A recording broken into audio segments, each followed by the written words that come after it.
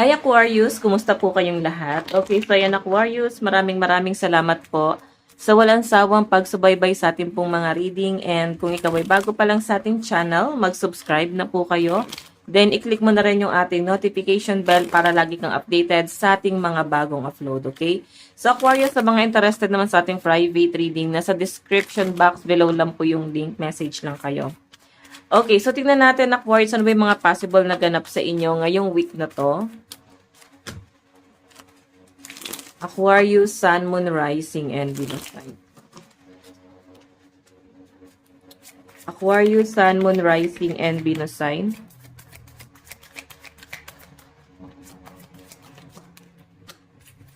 Okay, so, Aquarius. Pagod na. Pagod na ang mga Aquarius. Yan ang nakikita ko sa inyo. Pero guys ha, this week din guys, kung nakaka-feel ka na parang napapagod ka na, relasyon man yan, sitwasyon man yan, sa love life, sa career, sa ibang tao. So, possible guys na makarecover ka din this week, no? So, hindi po parang mabilis mo rin matatanggap sa sarili mo na, ay, nangyari talaga yon, nangyayari na talaga yon. So, nakikita ko yung parang, acceptance, no? Possible na mabilis mong tatanggapin na wala na tayong magagawa dyan sa bagay na yan. Sige, tignan pa natin Aquarius. Possible na baka go with the flow na lang din talaga kayo this week. So, ramdam na ramdam nyo guys yung crisis talaga ngayong week na to eh. Or, pwede naman guys na feel mo na siya ditong mga nakaraan.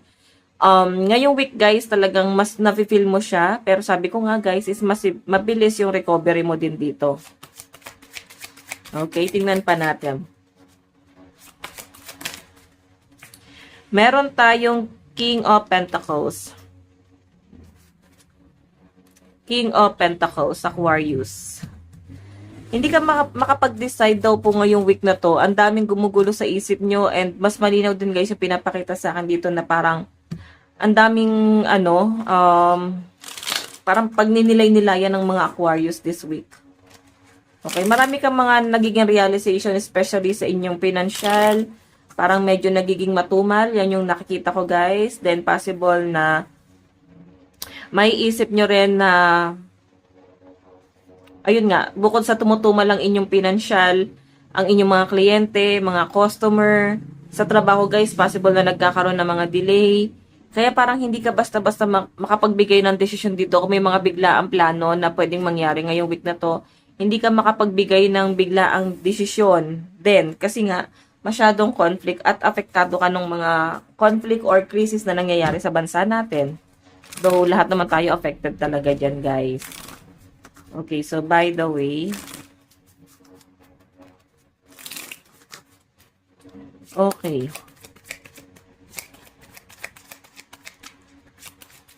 Aquarius. So guys, meron tayong, ayan, mukhang may travel na paparating sa mga Aquarius. May nilook forward ka dito or may tinitignan ka something na nasa malayo. Baka may plano kayong bumili ng sasakyan. Or pwede guys travel na magaganap ngayong week na to. Pwedeng out of the country or pwedeng meron kang gustong mangyari. Celebration.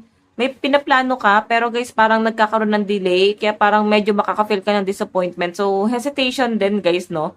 Hindi ko siya ma-feel na parang yung mga plano mo is pwede ka mag-decide ng ganun kabilis. Mas nakikita ko siya guys na parang kailangan mo siyang mas pag-isipan, okay? So, possible na magkaroon ka ng mga hesitation talaga. Mag-aalangan ka rin pagdating sa travel mo kung may paparating na biyahe.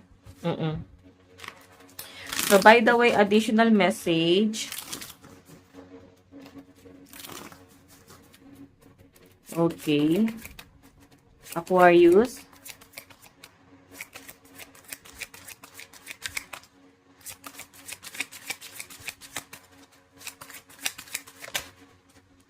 Okay, meron tayong Page of Wands. Ayan, Page of Wands. So guys, yung nakikita ko dito, nalulungkot ka kasi hindi mo gusto na hindi matuloy yung mga plano mo. Hindi mo ginugusto kung ano man yung nangyayari sa inyo ngayon or mangyayari sa inyo ngayong week na to. Pero parang yun talaga yung mangyayari, guys. Kaya parang nalulungkot ka din. Tapos, sobrang affected ka talaga, guys, ng crisis. Nalulungkot yung ibang Aquarius dito. So, sabi ko nga guys, possible na makarecover ka rin naman daw this week. Basta guys, baka tinuturuan ka lang din talaga ni universe na wag gumastos basta-basta. Baka tinuturuan ka lang din ni universe na i-keep mo muna yan. Huwag kang parang padalos-dalos ng mga desisyon mo din sa buhay mo. Ayan, no? So, may mga tukso pagdating sa mga gastusin. Hindi mo ina-expect tong mga bagay na to eh. Yung hindi mo ginugusto, pero parang natutokso ka sa gastos. 'Di ba? So, hindi mo control guys yung sarili mo. Yan yung nakikita ko dyan. So, by the way, check pa natin.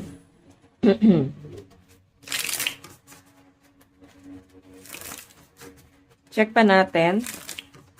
Pagdating sa love life mo, Aquarius. Pagdating po sa love life ni Aquarius. Meron tayong, alam nyo guys, medyo nalulungkot yung person nyo sa inyo guys. Sa parang feeling niya wala siyang magawa. Wala siyang magawa pagdating sa problema mo ngayon. Nandun yung parang kagustuhan niya na tumulong. Pero parang siya rin mismo kapos eh. Ganun yung nasa-sense ko dyan guys. Nandun yung kagustuhan niya na gusto niyang tumulong or supportahan ka pagdating sa financial. Pero parang kinakapos tong person mo, guys. Tignan pa natin. Aquarius, Sun, Moon, Rising, and Venus sign.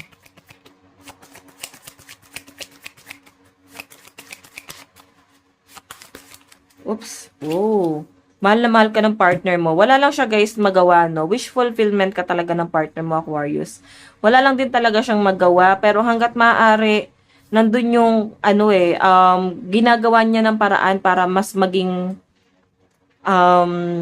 maluwag sa inyo ang lahat. So, kahit na crisis, guys, mararamdaman mo na parang hindi naman. Hindi naman ganun ka-stress, no? Kasi, nandun yung, yung kahit hindi man, guys, sa financial, pwedeng sa ibang bagay siya tumutulong. Mahal na mahal ka ng partner mo. Wish fulfillment ka talaga niya. Okay, additional message. Tignan pa natin.